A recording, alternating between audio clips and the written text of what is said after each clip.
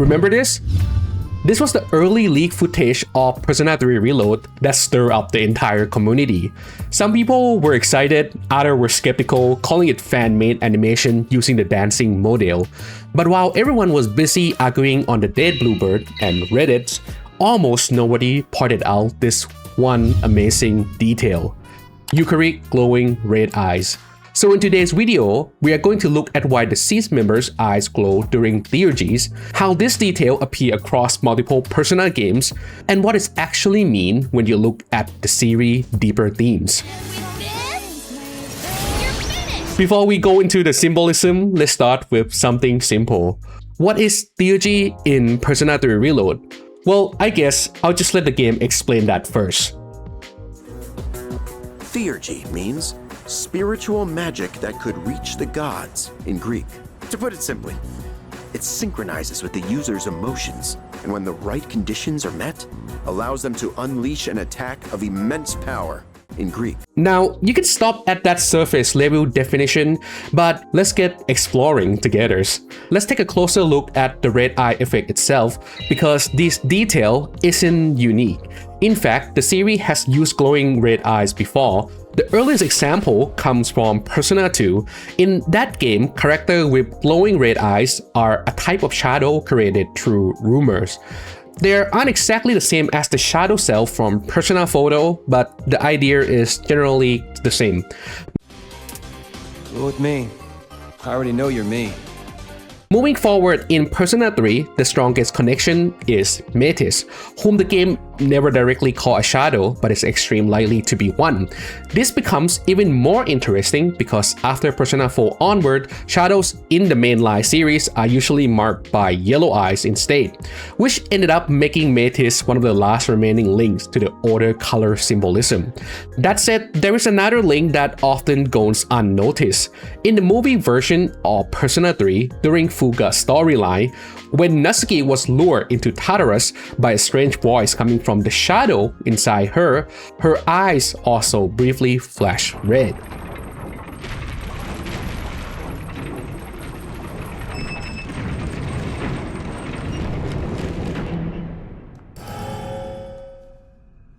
So even outside combat, the game connects red eyes with the concept of shadow. But why would a shadow give you a power to perform a super attack? To answer that, let's visit the concept of Jungian psychology created by Carl Jung, which Persona based its world building on.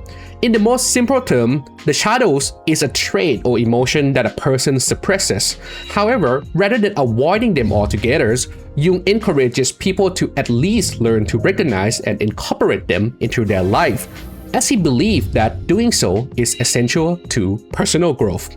This concept is pretty clear in Persona 4 as the cast confronts their shadows, accept them, and as a result, turn them into powerful personas. And despite not transforming a shadow into a persona, a cast of Persona 2 also grow from confronting their shadow. I'm sure you already know, but this isn't the end of me. Light and shadow, neither can part with the other. I understand now. I admit it, that you have a place in my heart. Additionally though, Jung also mentioned that not only negative traits are suppressed into the shadow, some positive traits can be as well. In Persona 5, the clearest example of this concept is Futaba's shadows, which represent her defiance to fight against the slander cast upon her. That said, technically, this very same shadow can be seen across the main cast as their eyes begin to grow yellow before they awaken to their personas.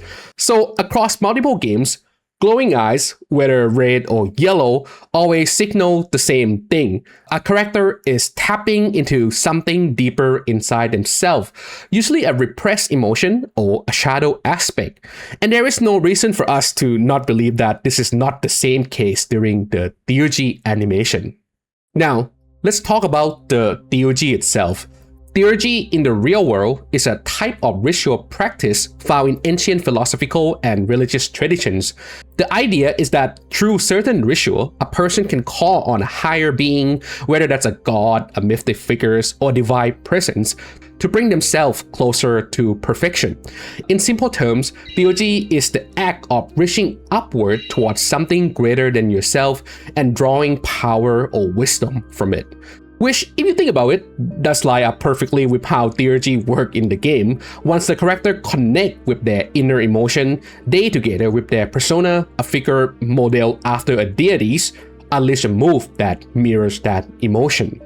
That said, normally this is where most analysts would stop. You look up the definition, link it to the games, and the idea check out and make sense. However, I started digging deeper and came across a paper on academia.edu that connect one of Carl Jung's concept to the ancient practice of Theurgy. This concept is called active imagination. Active imagination is one of Carl Jung's core methods for exploring the unconscious. And unlike dreaming, where images come and goes on their own, active imagination is a conscious process. You deliberately enter a relaxed state, focus on an image or an emotion from your unconscious, and then interact with whatever appears. Almost like meeting a symbolic figures inside your mind and having a real conversation with it, which does sound like Theurgy, right? That said, one thing that seemed to set active imagination apart from Theurgy is that traditional Theurgy usually required a theurgist, a spiritual expert of some sort, to perform the ritual and connect the participants with the divine above.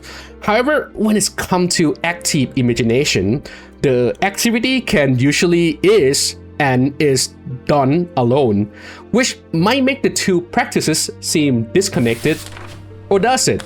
According to Jung, while he was physically alone in his room, he was not alone in the collective unconscious. With him was his anima, who act as a psychopomp, or a guy. Now, for those who have watched my other videos before, you might already know what the enigma is. But if you haven't, just to keep it simple, it's the inner feminine side within the male psyche, which, interestingly, this word enigma also means soul in Latin. And it was through his enigma, or his soul, that he was able to meet and interact with many figures from the collective unconscious and gain wisdom from them. That said, it is through active imagination that Jung was able to meet one figure that personal fans should be very familiar with, Philemon. However, while it might be fun for me to tell you about Jung's journey through the collective unconscious and who else he met, it would stray too far from the main point of the video, so let's just keep that for a future video, maybe. Now, what especially interesting here is how Jung described the direction of his journey. Traditionally, Theurgy is about reaching upward toward the god or divine being. But Jung wrote that when he practiced active imagination, the experience he have always felt like a descent downward.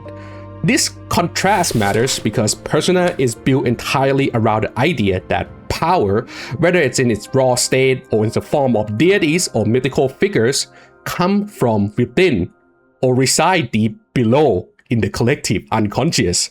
So when you apply everything we learned today, the idea of Theurgy in the games become much clearer.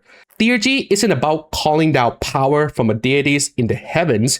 It's about coming to terms with your emotion and who you are, and then channeling that power from the collective unconscious into a powerful attack. And just like active imagination, this is done with a figure inside the collective unconscious, in this case your persona, acting as a guy. Everyone's always protecting me. I'm getting hurt because of it.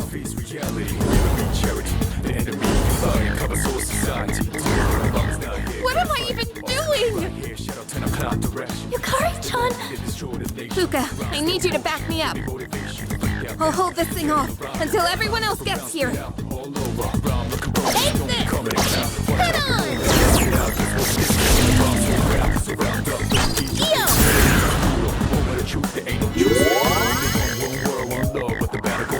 Wait, is this? Yukari-chan, load the cartridge into your evoker! I know. Now's the time.